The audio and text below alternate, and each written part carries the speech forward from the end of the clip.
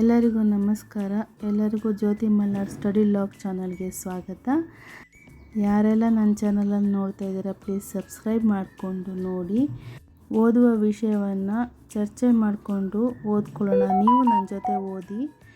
ಹಾಗೆಯೇ ಇವತ್ತು ನಾನು ಓದ್ತಾ ಇರೋ ವಿಷಯ ಗುಪ್ತರು ಮತ್ತು ವರ್ಧನರು. ಸಮಾಜ ವಿಜ್ಞಾನದಲ್ಲಿ ಅಂದರೆ 6ನೇ ತರಗತಿ ಮತ್ತು 8ನೇ ತರಗತಿ ಎರಡೂ ತೊಗೊಂಡಿದ್ದೀನಿ. ಇದರಲ್ಲಿ ನಾನು ಗುಪ್ತರು ಮತ್ತು ವರ್ಧನರನ್ನು ಒಂದು ಟಾಪಿಕ್ನ ತೊಗೊಂಡಿದ್ದೀನಿ. ಆ ವಿಷಯವನ್ನು ಇವತ್ತು ಓದ್ತಾ ಹೋಗ್ತೀನಿ. ಓಕೆ, ನೀವು ಬೇಕಂದರೆ ಕೀ ಪಾಯಿಂಟ್ಸ್ ಮಾಡ್ಕೋಬೋದು. ನಾನು ಕೀ ಪಾಯಿಂಟ್ಸ್ ಮಾಡ್ತಾಯಿಲ್ಲ, ಮಾಡಿದ್ರೆ ಒಳ್ಳೆಯದು. ಕೀ ಪಾಯಿಂಟ್ಸ್ ಮಾಡ್ಕೊಂಡ್ಮೇಲೆ ಅಂದರೆ ಕೀ ಪಾಯಿಂಟ್ಸ್ ಮಾಡಿದ್ರೆ ಹೇಗಿರಬೇಕಂದ್ರೆ ಮತ್ತೆ ನಾವು ಬುಕ್ ತೆಗೆದು ಓದೋ ಹಾಗಿರಬಾರ್ದು. ಬಟ್ ನಾನು ನೋಟ್ಸ್ ಮಾಡೋದ್ರಿಂದ ಅದು ನನಗಷ್ಟು ಯೂಸ್ ಆಗೋಲ್ಲ ಅಂತ ಹೇಳಿ ನಾನು ಬುಕ್ಕನ್ನೇ ರಿಪೀಟಾಗಿ ಓದ್ತೀನಿ. ನೋಡಿ, ಇದರಲ್ಲಿ ನಾನು 8ನೇ ತರಗತಿ ಗುಪ್ತರು ಮತ್ತು ವರ್ಧನರು ತೋರಿಸ್ತೇನೆ ನಿಮಗೆ. ಹಾಗೆ ಇದರೊಟ್ಟಿಗೆ 6ನೇ ತರಗತಿಯಲ್ಲೂ ಇದೆ, ಅದನ್ನು ನಾನು ಜೊತೆಯಾಗಿ ಓದ್ಕೊಳ್ತೀನಿ. ಹಾಗೆಯೇ ಅದ್ರ ಜೊತೆಗೇ PUCಲೂ ಸಹ ಬರುತ್ತೆ ಆ ಟಾಪಿಕ್ಕು, ಅದನ್ನು ಓದ್ಕೊಳ್ತೀನಿ.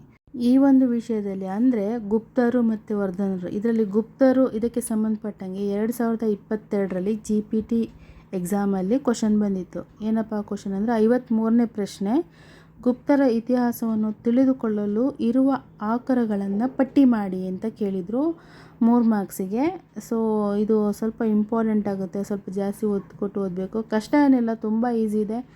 ನಾನು ಈ ಒಂದು 2022ರ ಪ್ರಶ್ನೆ ಪತ್ರಿಕೆಯನ್ನು ಅದರದ್ದೊಂದು ಸೀರೀಸ್ ಮಾಡಿ ನನ್ನ ಚಾನಲಲ್ಲಿ ಹಾಕಿದ್ದೀನಿ.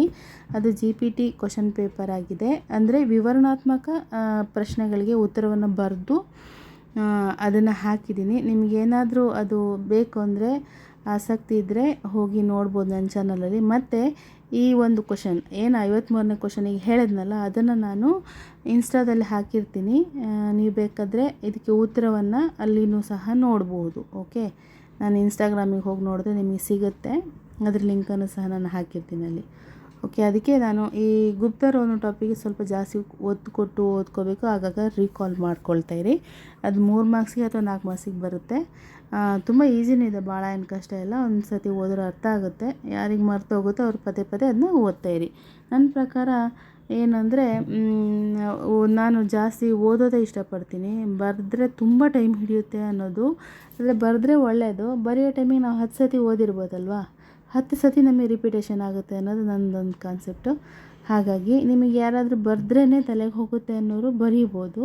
ಕೆಲವೊಂದು ನಾನು ಬರೆಯಲ್ಲ ಅಂತ ಹೇಳಲ್ಲ, ಕೆಲವೊಂದು ನಾನು ಬರೀತೀನಿ. ಈಗ ನಾನೇನು ಇತಿಹಾಸವನ್ನು ಯಾವ ರೀತಿ ಓದಬೇಕು ಅನ್ನೋದೊಂದು ವಿಡಿಯೋ ಮಾಡಿದ್ದೀನಲ್ಲ, ಅದರಲ್ಲಿ ಫಸ್ಟ್ ಪ್ರಾಚೀನ ಕಾಲದ ಇತಿಹಾಸ ಬರುತ್ತೆ. ಈಗೇನು ನಾನು ಓದ್ತಾ ಇದ್ದೀನಲ್ವ, ಇವುಗಳನ್ನು ನಾನು ಸ್ವಲ್ಪ ಕೀ ಪಾಯಿಂಟ್ಸ್ ಮಾಡ್ತಾಯಿದ್ದೀನಿ. ಓಕೆ, ನೆಕ್ಸ್ಟು ಬರುವಂಥದ್ದನ್ನು ನಾನು ಕೀ ಪಾಯಿಂಟ್ಸ್ ಮಾಡೋದಿಲ್ಲ ಅಂದ್ಕೊಳ್ಳಿ. ಅಂದರೆ ಭೂಗೋಳ, ಇತಿಹಾಸ, ಅರ್ಥಶಾಸ್ತ್ರ ಇವುಗಳನ್ನೆಲ್ಲ ಬೇಡ ಅಂತ ಅಂದ್ಕೊಂಡಿದ್ದೀನಿ. ಮತ್ತು 2022ರ ಕ್ವಶನ್ ಬ್ಯಾಂಕನ್ನು ಸಹ ನಾನು ಬರೆದಿಟ್ಕೊಂಡಿದ್ದೀನಿ.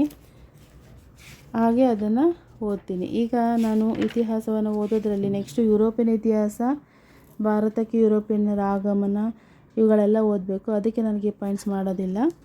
ಮೇಯ್ನಾಗಿ ನಾನು ಪ್ರಾಚೀನ ಕಾಲದ್ದು ಅಂದರೆ ಇತಿಹಾಸದ ಪರಿಚಯ, ಆರಂಭಿಕ ಸಮಾಜವೆಲ್ಲ ಬರುತ್ತಲ್ಲ ಅವುಗಳನ್ನು, ಈ ರಾಷ್ಟ್ರಕೂಟರು, ಚಾಲುಕ್ಯರು, ಡೆಲ್ಲಿ ಸುಲ್ತಾನು ಇವುಗಳನ್ನೆಲ್ಲ ಒಂದು ಸ್ವಲ್ಪ ಮಾಡೋಣ ಅಂತ ಅಂದ್ಕೊಂಡಿದ್ದೀನಿ. ಯಾಕಂದ್ರೆ ನಂಗೆ ಅದೊಂದು ಸ್ವಲ್ಪ ಕಸಿಬಿಸಿ ಟಫ್ ಅಂದರೆ ಮಿಕ್ಸ್ ಆಗುತ್ತೆ ಅಂತ. ಮತ್ತು ಅದೇನು ಮಾಡಿದ್ದೀನಿ, 6ರಲ್ಲಿದೆ 8ರಲ್ಲಿದೆ, ಅಲ್ಲೂ ಓದಬೇಕು ಇಲ್ಲೂ ಓದಬೇಕು, ಒಂದೇ ಕಡೆ ಇಲ್ಲ ಮಾಹಿತಿ. ಹಾಗಾಗಿ ಅದನ್ನು ಕೀ ಪಾಯಿಂಟ್ಸ್ ಮಾಡ್ಕೊಳ್ಳೋಣ ಅಂತ ನೋಡಿ. ನೀವು ಓದುವಾಗ ನಿಮಗೇನೇ ಒಂದು ಐಡಿಯಾ ಬರುತ್ತೆ, ನೀವು ಆ ರೀತಿಯಾಗಿ ಪ್ಲ್ಯಾನ್ ಮಾಡ್ಕೊಳ್ಳಿ. ಕೀ ಪಾಯಿಂಟ್ಸ್ ಮಾಡಬೇಕು ಅಥವಾ ಬೇಡವೋ, ಅಥವಾ ನೋಟ್ಸ್ ಮಾಡಬೇಕು, ಯಾವುದು ನಿಮಗೆ ಹೆಚ್ಚು ಅನುಕೂಲ ಆಗುತ್ತೆ ಅದನ್ನು ನೀವು ಮಾಡಬೇಕು. ನಿಮ್ಮ ಒಂದು ಓದುವ ವಿಧಾನ ನಿಮಗೇ ಗೊತ್ತಿರುತ್ತೆ, ಅದನ್ನು ನೀವು ಫಾಲೋ ಮಾಡಬೇಕು. ಆ ರೀತಿ ಮಾಡೋದ್ರಿಂದ ಏನಾಗುತ್ತೆ, ನೀವು ಓದಿದ್ದು ಚೆನ್ನಾಗಿ ನಿಮ್ಗೆ ಅರ್ಥ ಆಗುತ್ತೆ, ತಲೆಯಲ್ಲಿ ಉಳಿಯುತ್ತೆ, ಎಕ್ಸಾಮ್ ಚೆನ್ನಾಗಿ ಬರೀಬೋದು. ಇವತ್ತಿನ ಒಂದು ಟಾಪಿಕ್ನಲ್ಲಿ ಗುಪ್ತರು, ಅವರ ಒಂದು ಸಾಮ್ರಾಜ್ಯ ಯಾವಾಗ ಉದಯ ಆಯಿತು ಅಂದರೆ 4ನೇ ಶತಮಾನದಲ್ಲಿ, ಮತ್ತು ಅದರಲ್ಲಿ ಪ್ರಮುಖರು ಯಾರ್ಯಾರು ಬರ್ತಾರೆ, ಯಾರು ಇಂಪಾರ್ಟೆಂಟು ಅಂದರೆ ಸಮುದ್ರಗುಪ್ತ ಅವನ ಬಗ್ಗೆ ಕೊಟ್ಟಿದ್ದಾರೆ. ಅದನ್ನು ನೀವು ಚೆನ್ನಾಗಿ ಓದ್ಕೊಳ್ಳಿ. ಮತ್ತು ಅವರ ಒಂದು ಅವನತಿ ಯಾವ ರೀತಿ ಆಯಿತು, ಮತ್ತು ಗುಪ್ತರ ಕಾಲದ ವಿಜ್ಞಾನಿಗಳು, ಇದು ತುಂಬ ಇಂಪಾರ್ಟೆಂಟು. ವಿಜ್ಞಾನಿಗಳು ಯಾರ್ಯಾರು ಬರ್ತಾರೆ ಅಂತ ಹೇಳಿ. ಮತ್ತು ಇಲ್ಲಿ ಕೆಲವೊಂದು ಬರುತ್ತೆ, ಅಂದರೆ ನಾನೀಗ ಕ್ವಶನ್ ಹೇಳೋದ್ನಲ್ವ ಆಕಾರಗಳು ಯಾವ್ದು ಬರುತ್ತೆ ಅಂತ ಅದನ್ನು ಸಹ ನೋಡ್ಕೋಬೇಕು. ಆ ಕ್ವಶನ್ನ ನಾವು ತಲೆಯಲ್ಲಿ ಇಟ್ಕೊಂಡು ಇದನ್ನು ಓದ್ಕೋಬೇಕು. ಎರಡನ್ನೂ ಕವರ್ ಮಾಡಿ 6 ಮತ್ತು 8. ಅದಾದಮೇಲೆ ವರ್ಧನರು ಇದೆ. ಮತ್ತು ಇದರೊಟ್ಟಿಗೆ ನಾವು ಅಭ್ಯಾಸ ಭಾಗದ ಪ್ರಶ್ನೋತ್ತರಗಳನ್ನು ಖಂಡಿತವಾಗ್ಲೂ ಓದಬೇಕು. ಅದು ತುಂಬ ಇಂಪಾರ್ಟೆಂಟು. ಸಾಮಾನ್ಯವಾಗಿ ಹೆಚ್ಚಾಗಿ ಅದು ಓದಿದ್ರೆ ಒಳ್ಳೆಯದು. ಅಂದರೆ ಬಿಟ್ಟ ಸ್ಥಳ ಕೊಟ್ಟಿರ್ತಾನೆ, 1 ಅಂಕದ ಕ್ವಶನ್ಸ್ ಕೊಟ್ಟಿರ್ತಾನೆ, ಮತ್ತು ಒಂದು 3-4 ಅಂಕದ ಕ್ವಶನ್ಸು ಇರುತ್ತೆ. ಅದನ್ನು ನಾವು ಓದ್ಕೊಳ್ತಾ ಹೋಗಬೇಕು. ಆಗ ನಮಗೆ ತುಂಬ ಚೆನ್ನಾಗಿ ಅರ್ಥ ಆಗುತ್ತೆ. ಓಕೆ, ಇಲ್ಲಿ ಬಿಟ್ಟ ಸ್ಥಳದಲ್ಲಿ ಗುಪ್ತರು ತಮ್ಮ ನೆಲೆಯನ್ನು ಡ್ಯಾಶ್ ಪ್ರದೇಶದಿಂದ ಕಂಡುಕೊಂಡರು ಇದೆ, ಮತ್ತು ಅದು ಮಗಧ ಪ್ರದೇಶದಿಂದ. ಅದನ್ನು ಹಾಗೆ ನಾನು ಓದ್ಕೊಳ್ತಾ ಹೋಗ್ತೀನಿ. ಮೊದಲನೆಯ ಚಂದ್ರಗುಪ್ತನು ಡ್ಯಾಶ್ ಎಂದು ಕರೆಸಿಕೊಂಡನು, ಮಹಾರಾಜಾದಿರಾಜ ಅಂತ ಕರೆಸ್ಕೊಳ್ತಾನೆ. ನೆಕ್ಸ್ಟು 3ನೇದು ಕಾಳಿದಾಸನ ಶ್ರೇಷ್ಠ ನಾಟಕಗಳಲ್ಲಿ ಡ್ಯಾಶ್ 1, ಅಭಿಜ್ಞಾನ ಶಾಕುಂತಲ ಉತ್ತರ. ನೆಕ್ಸ್ಟು ವಿಶಾಖದತ್ತನ ಕೃತಿ ಯಾವುದು, ಮುದ್ರಾ ರಾಕ್ಷಸ. ನೆಕ್ಸ್ಟ್ 5ನೇದು ಶೂದ್ರಕನು ಬರೆದ ಕೃತಿ ಯಾವುದು, ಮೃಚ್ಛಕಟಿಕ. ನೆಕ್ಸ್ಟ್ 6ನೇದು ವರ್ಧನ ವಂಶದ ಆಳ್ವಿಕೆಯ ಸ್ಥಾಪಕ ಯಾರು ಅಂತ, ಪುಷ್ಯಭೂತಿ. ವರ್ಧನರು, ಅದು ಆ ಟಾಪಿಕ್ಗೆ ಸಂಬಂಧಪಟ್ಟಂಗೆ. ಹಾಗೆಯೇ ಸಂಕ್ಷಿಪ್ತವಾಗಿ ಉತ್ತರಿಸಿ ಅದರಲ್ಲಿ 2ನೇ ಚಂದ್ರಗುಪ್ತನ ಬಗ್ಗೆ ವಿವರಿಸಿ ಅಂತ ಕೊಟ್ಟಿದ್ದಾನೆ. ಇದು 3 ಮತ್ತು 4 ಮಾರ್ಕ್ಸಿಗೆ ಬರುತ್ತೆ. ಮತ್ತು ಗುಪ್ತರ ಸಾಮ್ರಾಜ್ಯದ ಪತನಕ್ಕೆ ಕಾರಣಗಳೇನು ಅಂತ ಕೇಳಿದ್ದಾರೆ. ಮತ್ತು ಗುಪ್ತರ ಕಾಲದ ಶ್ರೇಷ್ಠ ವಿಜ್ಞಾನಿಗಳನ್ನು ಹೆಸರಿಸಿ ಅಂತ ಕೇಳಿದ್ದಾರೆ. ವರ್ಧನರ ಆಡಳಿತವು ಯಾವ ರೀತಿ ನಡೆಯುತ್ತಿತ್ತು, ಮತ್ತು ನಳಂದ ವಿಶ್ವವಿದ್ಯಾನಿಲಯದ ಬಗ್ಗೆ ಟಿಪ್ಪಣಿ ಬರೀರಿ ಅಂತ ಕೊಟ್ಟಿದ್ದಾರೆ. ಇದರಲ್ಲಿ ನಳಂದ ವಿಶ್ವವಿದ್ಯಾನಿಲಯ ಅಂತ ಒಂದು ಇದಿದೆ ಟಾಪಿಕ್ಕು, ಅದು ವರ್ಧನರ ಒಂದು ವಿಭಾಗದಲ್ಲಿ ಬರುತ್ತೆ. ಅದನ್ನು ಸಹ ನೀವು ಓದ್ಕೊಳ್ಳಿ. ಈ ರೀತಿಯಾಗಿ ಕ್ವಶನ್ಸ್ನು ಬರುತ್ತೆ. ನಾವು ಕ್ವಶನ್ಸ್ ಓದೋದ್ರಿಂದ ಏನು ಅನಿಸುತ್ತೆ ನಮಗೆ ಅಂದರೆ, ಯಾವ ರೀತಿ ಕ್ವಶನ್ಸ್ ಬರ್ಬೋದು, ನಾವೇ ಕ್ವಶನ್ನು ಕ್ರಿಯೇಟ್ ಮಾಡಿಕೊಂಡು ಸಹ ಕೆಲವೊಂದು ಸತಿ ನೋಡಬೇಕಾಗುತ್ತೆ ಯಾವ್ದಾದ್ರು ಓದ್ತಾ ಇರಬೇಕಾದ್ರೆ. ಹಾಗೆಯೇ ಚಟುವಟಿಕೆ ಎಲ್ಲ ಕೊಟ್ಟಿದ್ದಾರೆ. ಕೆಲವೊಂದು ಚಟುವಟಿಕೆಯಲ್ಲಿ ಏನಾಗುತ್ತೆ ಕ್ವಶನ್ ರೀತಿ ಬಂದಿರುತ್ತೆ, ಬಟ್ ಈ ಟಾಪಿಕಲ್ಲಿ ಇಲ್ಲ. ಇದಾದಮೇಲೆ ನೆಕ್ಸ್ಟ್ ಬರೋದು ದಕ್ಷಿಣ ಭಾರತ ರಾಜವಂಶದಲ್ಲಿ ಶಾತವಾಹನರು, ಕದಂಬರು, ಗಂಗರು. ನೆಕ್ಸ್ಟ್ ನಾನು ಆ ಟಾಪಿಕ್ನ ಓದ್ತೀನಿ. ಆವಾಗಲೂ ಸಹ ನಾನು ಏನು ಓದಿದೆ ಅನ್ನೋದನ್ನು ನಾನು ನನ್ನ ವೀಡಿಯೋದಲ್ಲಿ ನಿಮಗೆ ಶೇರ್ ಮಾಡ್ಕೊಳ್ತಾ ಹೋಗ್ತೀನಿ. ಯಾಕಂದರೆ ಬರೀ ವಿಡಿಯೋ ಹಾಕಿ ನಾನು ಮಾತಾಡಿದ್ರೆ ನಿಮಗೆ ನಾನು ಏನು ಓದಿದೆ ಅನ್ನೋದು ಗೊತ್ತಾಗಲ್ಲ. ಸೊ ನಾನು ಏನು ಓದ್ತಿದ್ದೀನಿ ಅಂತ ನಿಮಗೆ ಗೊತ್ತಾದರೆ, ನೀವು ಅಕಸ್ಮಾತ್ ಆ ವಿಷಯ ಓದಿದರೆ ಸ್ವಲ್ಪ ನಿಮಗೆ ಅದು ರಿವೈಸ್ ಆದಂಗೆ ಆಗುತ್ತೆ, ಮತ್ತು ಯೂಸ್ ಆಗುತ್ತೆ. ಮತ್ತು ಏನಾದರೂ ಫುಲ್ಲು ಸ್ವಲ್ಪ ಡೀಟೇಲಾಗಿ ವಿವರ ಬೇಕಂದ್ರೆ ನನಗೆ ಕಮೆಂಟ್ ಮಾಡಿ. ನಾನೇನು ಮಾಡಿದೆ ನನ್ನ ವೀಡಿಯೋದಲ್ಲಿ ಅದನ್ನು ಸಹ ನಾನು ಹಾಕ್ತಾ ಹೋಗ್ತೀನಿ. ಮತ್ತು ಇದರಲ್ಲಿ ತುಂಬ ಇಂಪಾರ್ಟೆಂಟ್ ಆಗಿರೋವಂಥದ್ದು ಏನಂದರೆ, ನಿಮಗಿದು ತಿಳಿದಿರಲಿ ಅಂತ ಕೊಟ್ಟಿರ್ತಾನೆ ಮಧ್ಯದಲ್ಲಿ. ನಾವೇನು ಮಾಡ್ತೀವಿ, ಕೆಲವೊಬ್ರು ಏನು ಮಾಡ್ತಾರೆ, ಅದನ್ನ ಓದಲ್ಲ, ಇಂಪಾರ್ಟೆಂಟ್ ಅಲ್ಲ ಬಿಡು ಅಂತ ಎಕ್ಸ್ಟ್ರಾ ಮಾಹಿತಿ ಕೊಟ್ಟಿದ್ದಾನೆ ಅಂತ. ಆದರೆ ಎಕ್ಸಾಮಲ್ಲಿ ಅದರಲ್ಲೂ ಸಹ ಕೇಳ್ತಾರೆ ಸಾಮಾನ್ಯವಾಗಿ. ಇದರಲ್ಲಿ ನೋಡಿ, ಈಗ ಗುಪ್ತರ ಕಾಲದ ವಿಜ್ಞಾನಿಗಳು ಅಂತ ಕೊಟ್ಟಿದ್ದಾರೆ. ಅದು ಒಂದು ಸ್ವಲ್ಪ ಕಲರ್ ಚೇಂಜ್ ಮಾಡಿ ಕೊಟ್ಟಿದ್ದಾರೆ. ಅದು ತುಂಬ ಇಂಪಾರ್ಟೆಂಟ್. ಅದು ಓದ್ಕೊಂಡ್ರೆ ನಮಗೆ ತುಂಬ ಯೂಸ್ ಆಗುತ್ತೆ. ನೀವು ಕ್ವಶನ್ ಬ್ಯಾಂಕ್ ನೋಡಿದರೆ ಗೊತ್ತಾಗಿರುತ್ತೆ, ಅದಕ್ಕೆ ಸಂಬಂಧಪಟ್ಟಾಗೆ ತುಂಬ ವಿಷಯ ಬಂದಿರುತ್ತೆ. ಯಾರ್ಯಾರು ವಿಜ್ಞಾನಿಗಳು ಬರ್ತಾರೆ, ಅವ್ರು ಯಾರ ಕಾಲದವರು ಅಂತಲೂ ಕೇಳ್ಬೋದು.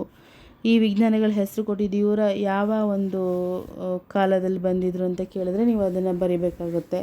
ಮತ್ತು ನಿಮಗಿದು ತಿಳಿದಿರಲಿ, ಈ ಪಾಠದಲ್ಲಿ ಕೊಟ್ಟಿದ್ದಾನೆ ಯಾವುದು, ಮೆಹರೌಲಿಯಲ್ಲಿರುವ ಕಬ್ಬಿಣದ ಸ್ತಂಭ, ಇದ್ರ ಬಗ್ಗೆ ಕೊಟ್ಟಿದ್ದಾನೆ. ಅದು ಎಷ್ಟು ಅಡಿ ಎತ್ತರ ಇದೆ, ಉದ್ದ ಇದೆ, ಮತ್ತು ಎಷ್ಟು ತೂಕ ಇದೆ, ಮತ್ತು ಅದು ಅದರ ಒಂದು ಮಹತ್ವ ಏನು ಅಂಥೇಳಿ, ಅದು ಎಲ್ಲಿದೆ ಅಂತ, ದೆಹಲಿಯ ಕುತುಬ್ ಮಿನಾರ್ ಆ ಜಾಗದಲ್ಲಿ ಇದೆ ಅದು, ಅದ್ರ ಬಗ್ಗೆ ಕೊಟ್ಟಿದ್ದಾನೆ.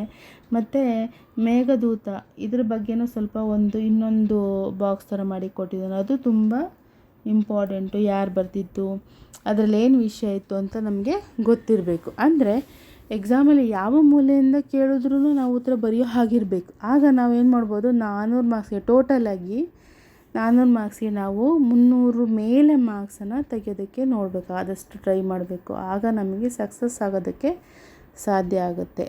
ಆ ಥರ ಟಾರ್ಗೆಟ್ ಇಟ್ಕೋಬೇಕು ನೀವು ಟೋಟಲಾಗಿ ಹೇಳಿದ್ದು. ಈಗ ಸಮಾಜ ವಿಜ್ಞಾನದಲ್ಲಂದರೆ ಎಷ್ಟು ಮಾರ್ಕ್ಸಿಗಿರುತ್ತೋ ನಾವು ಮ್ಯಾಕ್ಸಿಮಮ್ ಟ್ರೈ ಮಾಡಬೇಕು ಅಷ್ಟು ತೆಗೆಯೋದಕ್ಕೆ. ಹಾಗಾಗಿ ನಾವು ಒಂದೊಂದು ಪಾಯಿಂಟನ್ನು ಬಿಡದೆ ಓದಬೇಕು, ಮಿಸ್ ಮಾಡಬಾರ್ದು ಆದಷ್ಟು ನನ್ನ ಪ್ರಕಾರ. ಓಕೆ, ಇದೊಂದು ನನ್ನ ಅಭಿಪ್ರಾಯ.